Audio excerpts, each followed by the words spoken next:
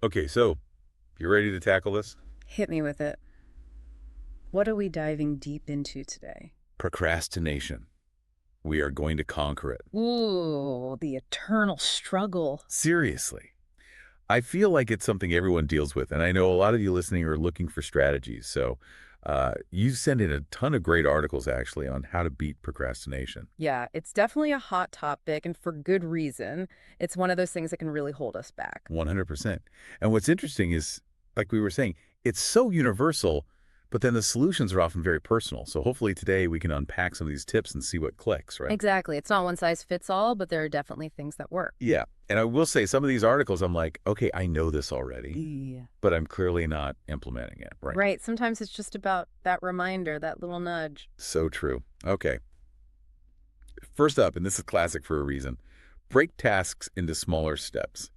I feel this one so much because I was just looking at this giant to-do list and I shut down. Like I can't. Yeah. It's overwhelming. Our brains see this massive task and they basically freak out. It's like a defense mechanism. Right, like threat detected. Abort. Abort. Exactly. But when you break it down into those smaller, more manageable chunks, suddenly it doesn't seem so scary. The amygdala, your brain's fear center, calms down a bit. So instead of write the entire report, it's write the introduction. Hmm. Or even just open the document. Yes, you're tricking your brain into thinking it's not a big deal, and then you're already on your way. Okay, I'm into it. Next up, and this goes hand in hand, set specific deadlines.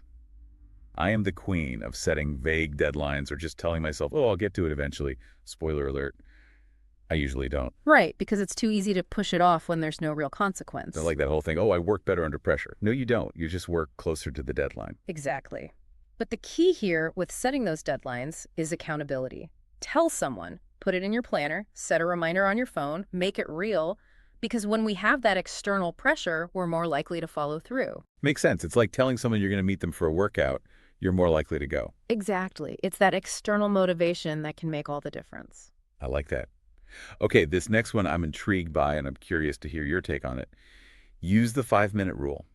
Tell me everything. I love this one. It's so simple, yet so powerful. Basically, you just tell yourself, I'm going to work on this for 5 minutes. That's it. That's it. And that works. Often, yes, because the hardest part is starting. It's overcoming that initial inertia, that resistance. But once you're 5 minutes in, you've broken the seal. And a lot of times, you'll find that you actually want to keep going. Oh, that's so true. I've definitely had moments where I'm like, okay, fine, 5 minutes of cleaning, and then, an hour later. Right, because you get into that flow, and it's not as painful as you built it up to be in your head. It's so true. Okay, next up, distractions. Can't talk about procrastination without it. Which the irony of listening to us to try to be more productive is not lost on me.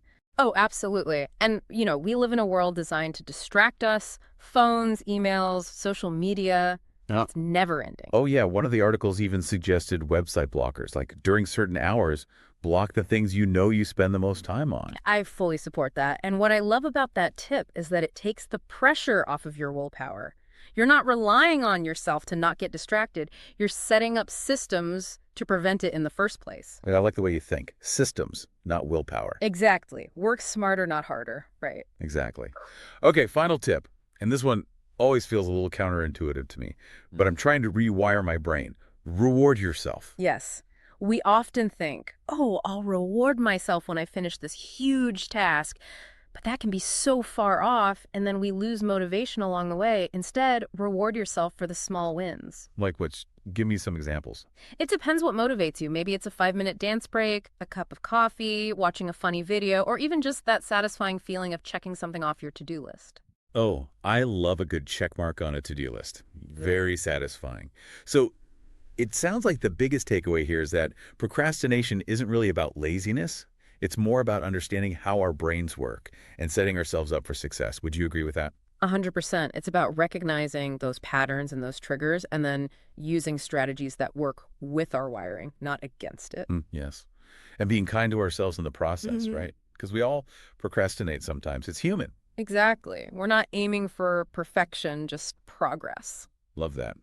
Well, this has been a really insightful deep dive. I don't know about you, but I'm feeling inspired. Me too. Ready to tackle that to-do list. 5 minutes at a time. That's right.